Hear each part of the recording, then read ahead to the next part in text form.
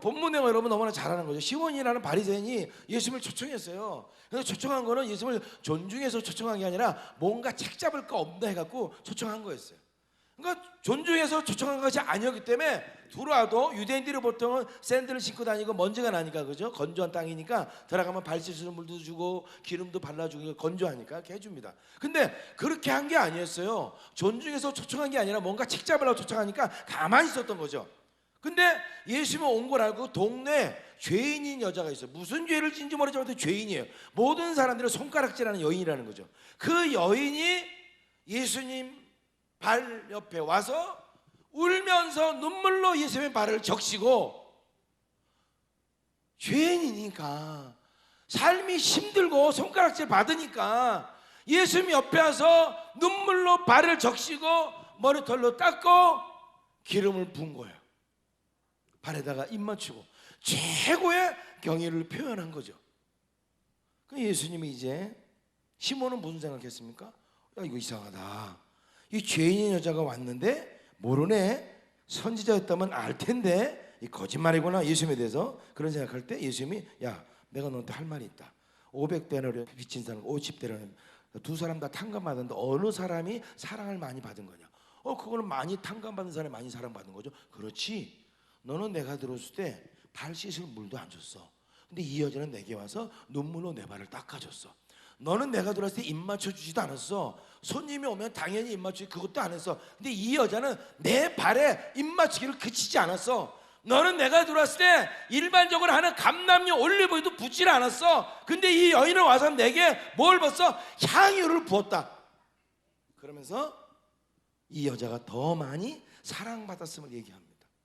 그리고 이 여자에게 평안히 가라, 네 믿음이 너를 구원하였다고 말합니다.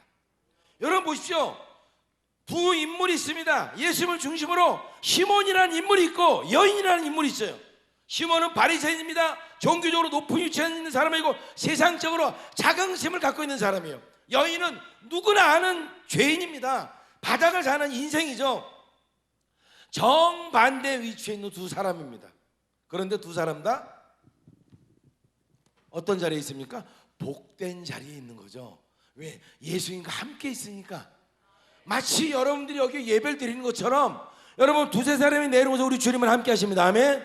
여기에 예수님의 계신 걸 믿으십니까? 성령으로 와 계신 걸 믿으십니까? 내 눈에 보이지 않아도 분명히 성경에 와 계시다고 말씀하고 계십니다. 그 예배 때는 주님이 와 계신 거예요. 그러니까 시몬과 여인이 예수님과 함께 한 집에 있었던 것처럼 여러분이 함께 예배드리면서 주님과 함께 있는 것처럼 똑같이 복된 자리에 있는 것이에요. 그런데 정반대 상황이 연출된 것입니다. 제가 12년 동안 열심히 예배를 드리고 이제 하나님이 선교를 위해서 보내십니다. 다음 세대 선교와 통일 선교를 위해서. 그래서 예배라는 벽돌 위에다가 선교라는 벽돌을 하나 추가하는 거죠. 교회가 세 가지 존재 이유가 있는데, 하나님께 예배를 드리고 성도를 제자훈련하고 세상을 향해서 선교하는 것입니다. 바로 이 제자훈련은 예배와 선교라는 두 기둥을 연결시켜주는 역할을 하는 것이 바로 제자훈련입니다.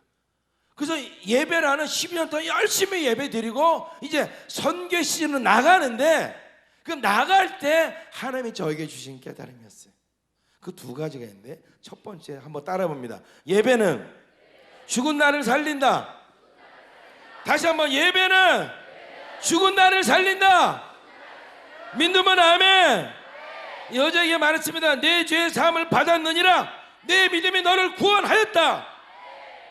누구 만났을 때? 예수를 만났을 때. 바로 예배 가운데로는 예수를 만날 수 있는 것입니다. 아멘. 그러니까 이 예배 가운데 무슨 일이 일어납니까? 구원이 일어날 수가 있다는 것이에요. 여러분 잘 생각하십시오. 근데 예배는 구원받은 자가 하나님께 드리는 거예요. 그러니까 구원의 감격과 기쁨을 주님 앞에 드리는 것이죠. 엄밀한 의미로 따진다면 불신자, 믿지 않는 자들은 예배를 드릴 수가 없는 거예요. 예수님은 신령과 진정으로 예배 드리라고 하지 않았습니까? 믿지 않는 자들이 어떻게 신령으로 예배를 드릴 수 있습니까? 성령이 계시지 않는데 어떻게 예배를 드려요? 그러니까 엄밀히 따지면요, 예배는 믿는 자들이 하나님께 구원의 기쁨과 감격을 드리는 것이 바로 예배입니다. 자, 그런데 분명한 것은 그 예배 가운데 구원의 문을 여는 최고의 도구가 바로 예배가 될 수가 있다는 것이에요. 왜냐하면 예배는요, 성령님의 강력한 임재가 있습니다. 그 임재 가운데 불신자가 왔을 때 구원의 문에 들어올 수 있는 확률이 커진다는 것이죠. 누가복음 14장에 말하지 않습니까? 강권하여 내 집을 채우라. 믿지 않는 자들이 예배를 드릴 수는 없다 할지라도 와서 성령의 역사 가운데 말씀을 듣고 믿음이 생기면서 구원의 문이 열릴 수가 있다는 것입니다. 동의하시면 아멘 하시기 바랍니다. 그저 여러분들 데리고 와서 우리는 믿지 않는 자들의 구원의 길로 인도해야 될 줄로 믿습니다. 자, 예배는 죽은 나를 살리는데 두 번째로 보니까 치유가 일어납니다. 치유, 강력한 치유가 일어나는 것이 바로 예배 가운데 일어납니다. 여러분, 이 땅이 다 깨져 있잖아요. 너무 깨져 있잖아요. 진짜 괴물을 만들어낸 세상 속에서 우리는 다 괴물입니다. 저는 12년 동안 예배를 7시간씩 드리면서요, 얼마나 청년들이 마음에 상처가 많은지를 봤어요. 저도 역시 상처가 많았고요. 우리가 얼마나 왜곡된 인생을 살아가는지 나는 모르죠. 나는 내가 왜 왜곡된 인생을 살아가는지. 수련회 가서 어느 가든지 초등부든 중등부든 고등부든요, 말씀 끝나고 기도할 때 되면요, 조금만 건질면요 전부 비오듯이 울어요. 여러분, 자녀가 아프면 그냥 놔둡니까? 아니죠. 들쳐업고 병원으로 가지 않습니까? 하나님도 마찬가지예요. 우리가 아파하면요, 우리를 치유하기를 원하시는 거예요. 우리 마음의 아픈 상처를요 고쳐주기를 원하시는 거예요. 그러니까 교회가 그런 장소가 제공이 될 수가 있어야 된다는 것이죠. 예배 때 와서 내가 주님 앞에 울부짖고 치유받을 수 있어야 된다는 것이죠. 왜? 주님이 계시니까. 그래서 여러분들, 예배는 죽은 나를 살리고 나를 치유할 수가 있습니다. 이 땅은 치유가 필요합니다. 여러분, 세 번째는 뭡니까? 살아갈 힘을 공급받을 수가 있어요. 진짜 살아갈 힘을. 여러분, 이 땅에 얼마나 문제가 많습니까? 예수님께서 여자에게 보냈어요. 내 믿음이 너를 구원했으니 평안히 가라 그랬어요. 그 여자가 얼마나 마음이 아파서 살아왔습니까? 예수님이 뭐라 그래요? 평안히 가라. 예수님이 주는 평안은 이 세상 평안과 다릅니다. 아멘. 평안히 가라 했을 때 그 여자의 인생에 살아갈 힘을 하나님이 주시는 거죠. 사람들은 손가락질하지마, 사람들은 그 여자가 죄인이라고 말하지마, 예수님은 너의 믿음이 너 구원받았다, 이제는 평안히 가라. 내가 다시 세상을 살아갈 수 있는 힘을 얻은 것입니다. 그게 모든 것이 다 어디서 일어나는 거? 바로 예배 가운데서 일어나는 것이에요. 제가 좀 짧게 얘기했지만, 그래서 여러분도 보십시오. 여러분 예배를 잘 들어서 내가 살아야 돼. 아멘. 그리고 죽어있는 사람들을 데리고 와서 그분도 살리고 그분도 치유시키는 여러분 되시기를 예수님의 이름으로 축원드립니다. 두 번째는 여러분들, 내가 죽어야 진짜 예배를 드릴 수가 있다. 자, 중요한 얘기입니다. 여러분들 보십시오. 처음에 뭐랬습니까? 예배는 죽은 나를 살린다 그랬잖아요. 그죠? 예배는. 근데 잘 보십시오. 내가 죽어야 진짜 예배를 드릴 수 있다는 거예요. 이 말은 어떻게 보면 가짜 예배 같은 것도 있을 수가 있다는 것입니다. 예배 드리는 내가 가짜 예배라고 말하면 기분 나쁘겠죠. 그러나 생각해 볼까요? 찬양 거의 끝나갈 무렵에 헐레벌떡 와서 설교 시간에 졸고 헌금 낼 때 주머니 뒤져갖고 1,000원짜리 한 장씩 던져놓고 죽도하기 전에 돌아가고, 그게 예배입니까? 주님이 그 예배를 받으십니까? 이사야서 있는 말씀처럼 너희들이 와서 성전 뜰만 밟고 간다는 거예요. 그 예배라고 하나님이 인정하지 않을 것 같아요. 제 생각은 가짜 예배, 그냥 가짜 예배라 말하는 거예요. 그 보십시오. 내가 죽어야 뭐가 된다는 거예요? 진짜 예배를 드릴 수 있는 거예요. 이 말은 내가 죽지 않으면 진짜 예배를 드리기가 어렵다는 겁니다. 여러분 보십시오. 두 사람이 오늘 예배 드렸어요. 두 사람이 예수님과 함께 복된 자리에 있었습니다. 예수님이 시몬에게 말했죠. 너는 내게 발 씻은 물도 주지 않았다. 너는 내게 입맛 주지도 않았다. 너는 내게 감람류도 부지 않았다. 이 여인과 비교되는 말을 한 거죠. 똑같이 두 사람이 있어요. 시몬의 예배는 뭡니까? 예수님이 옆에 있음에도 불구하고 구경꾼이었어요. 진정성이 없었죠. 정성도 없었고요, 진실성도 없고 관역도 잃어버렸고 아무 의미가 없는 예배입니다. 시몬에게는.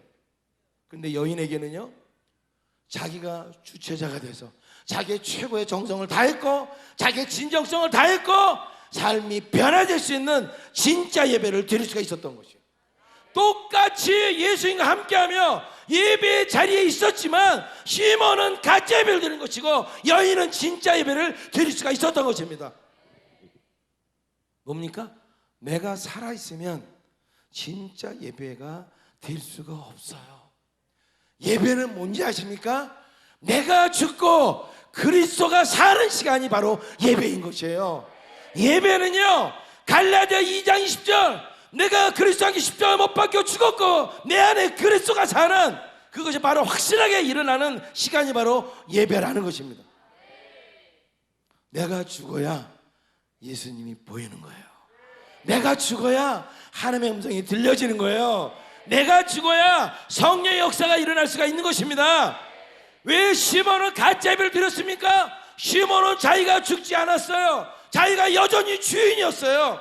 예수님과 함께 있으면서도 예수님을 구원자로 메시아로 바로 볼 수가 없었어요. 엄한 생각만 했어요. 무슨 생각만? 야, 이 죄인이 만지는데 모르네, 선지자가 아니나 봐. 이상한 생각만 한 거죠. 예수님과 함께 있으면서도 예수님의 가치를 알 수가 없었던 거예요. 내가 죽어야 진정한 예배가 되는 거예요. 내가 죽어야 주님이 보이는 거예요. 바로 여인은요, 철저하게 자기가 죽었습니다. 왜 죽었습니까? 제가 죽은 이유를 말씀해 드릴까요? 여러분, 그 여인이 예수님 곁에 나올 수가 없습니다. 율법적으로 여자, 특별히 죄인이요, 선지자, 선생, 랍비 쪽에 있는 1.8m 근방에는 갈 수가 없어요. 접근 금지. 그것도 집이 누구네 집입니까? 길거리가 아니라 바로 종교 지도자 바리새인의 집입니다. 여러분, 거기 들어갔다가요, 발로 찰 수도 있고요, 매 맞을 수도 있고요, 쫓긴 맞을 수가 있죠. 살아있으면 그렇게 못해요. 여인은 죽었어요. 죽어서 그곳에 들어간 거예요. 죽어서 모든 사람의 보는 앞에서 그 발에 눈물을 쏟은 것이고 자기 머리털로 닦고 향유를 부을 수가 있었던 거예요. 왜 그런지 아세요? 죽었기 때문에. 그 순간 죽었기 때문에 그것이 가능한 거예요. 그래서 여러분들, 실제적으로 여러분들이 예배 때 그러면 목사님, 예배 때 죽는 게 뭐예요? 그럼 대체 실제 여러분들 어떻게 적용하는지를 말씀드릴게요. 자, 여러분 보십시오. 예배는 크게 세 가지 요소가 있잖아요. 찬양이 있고, 목사님의 설교가 있고, 기도 시간이 있지 않습니까? 어떻게 내가 실제로 죽냐는 것입니다. 찬양 때 얘기할게요. 여러분, 찬양 시간에 내가 죽는 것은요, 찬양의 스타일이 중요한 게 아니에요. 내가 아는 곡이 나오느냐 안 나오느냐가 중요한 게 아니에요. 지금 하나님이 세우신 인도자가 잘하던 못하던 그 사람은 하나님을 찬양하고 있는 거예요. 인도자가 잘해야 되겠지만, 인도자가 준비해야 될 목도 있지만 내가 준비해야 될 목도 있는 것이에요. 믿습니까? 찬양 시간이라면 인도자가 스타일이 어떻다, 곡이 어떻다, 그거 바라보면 안 되는 거예요. 내가 모르는 곡이면 가사를 보면서라도 내가 하나님을 찬양할 수 있어야 되는 것이죠. 믿습니까? 내가 살아있을 때 스타일이 어떻다, 저 곡 왜 저런 곡 자꾸만 하니, 이게 다 뭡니까? 내가 살아있어서 그런 거예요. 찬양 시간에 우리는 철저하게 죽고 예수님만 생각해야 돼요. 예수님만 생각하면요, 어떤 곡을 하더라도 그 곡이 알던 모르던 내게 은혜가 되는 거예요. 그럴 때 여러분이 찬양 시간에 죽을 수가 있는 것입니다. 아멘. 그런 여러분들 예수님의 축원드립니다. 아멘. 그래야 여러분의 예배가 진짜 예배가 되는 거예요. 두 번째는 뭡니까? 설교 시간입니다. 설교 들을 때 목사님은 목사님대로 준비를 하셔야 되죠. 찬양 인도자가 준비해야 되는 것처럼, 그거는 찬양 인도자 목사님의 몫이고, 우리의 목, 회중인 우리의 몫은 뭐냐는 거죠. 우리의 몫은 뭡니까? 설교 들을 때 내 지식으로, 내 믿음으로 필터링하면 안 된다는 거예요. 저는 가만히 보니까 진짜 우리가 그러고 있어요. 설교 들으면서 목사님이 설교를 할 때 성경과 맞지 않는 얘기를 하면 안 되겠죠. 그러나 성경 말씀을 할 때 자연스럽게 우리는 우리의 믿음과 지식과 얄팍한 경험을 가지고요, 필터링을 한다는 거예요. 그래서 아멘 할 건 하고 안 할 건 안 해버리고, 여러분 이건 아니에요. 잘못된 거예요. 예배는 하나님이 쓰시는 겁니다. 아멘. 설교는 뭡니까? 하나님의 말씀을 대언하는 게 설교입니다. 아멘. 누가 섰던, 전도사가 섰던, 20년 30년 목사님이 쓰셨던 상관없이 하나님은 그를 통해서 하나님의 말씀을 대언하는 것이 바로 설교 시간입니다. 아멘. 그렇다면 우리는 뭐 해야 돼요? 내 믿음으로 필터링하면 안 되는 거예요. 아멘, 아멘, 아멘 하고 화답해야 되는 거예요. 아멘. 그 아멘 하는 소리에 한마디가 성령으로 여러분에게 꽂힐 수가 있는 것이에요. 그때 여러분에게 은혜가 임하는 것입니다. 아멘. 그때 하나님을 만날 수가 있는 거예요. 아멘. 근데 우리는 설교 시간에 살아있어요. 내 믿음 가지고 여러 가지로 나도 모르게 필터링을 합니다. 그러면 안 돼요. 뭐 맞는 설교다, 오늘 내게 맞았어 안 맞았어, 아니에요. 여러분들, 하나님은요 능력이 많으신 분이에요. 여러분이 은혜 받겠다고 앉아서 하나님 말씀 내가 사모합니다 앉아있으면요, 어떤 누구를 통해서도, 한 단어를 통해서도 여러분을요 뒤집어 놓을 수 있는 분이 하나님이세요. 좋은 예배자가 돼야 돼요. 아멘. 좋은 예배자는 설교를 필터링하는 것이 아니라 아멘으로 화답하는 거 믿습니까? 하나님은 임마누엘, 하나님 나를 사랑하는 하나님이다. 아멘. 그러면 아멘으로 내가 화답해야 된다는 것이죠. 그럴 때 성령으로 역사해서 여러분에게 임마누엘 하나님이 경험될 수가 있다는 것입니다. 아멘. 그때 내가 죽는 것이에요. 기도 시간도 마찬가지입니다. 기도할 때도 마찬가지입니다. 내가 죽어야 진짜 기도가 되는 건 아십니까? 그렇게 돼야 그 기도도, 그 말씀 시간도, 그 찬양 시간도, 그걸 통해서 진짜 예배를 드릴 수가 있어요.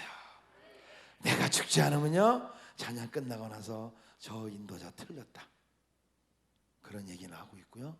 오늘 목사님 설교 말씀 준비를 안 하셨나 보다, 기도를 안 하셨나 보다, 이런 소리 하게 되고요. 기도 시간에도요 이기적인 기도만 하는 거예요. 내가 죽어야 돼. 그래야 진짜 예배가 될 수 있어요. 여러분 예배 시간에 한번 적용해 보시기 바랍니다. 아멘.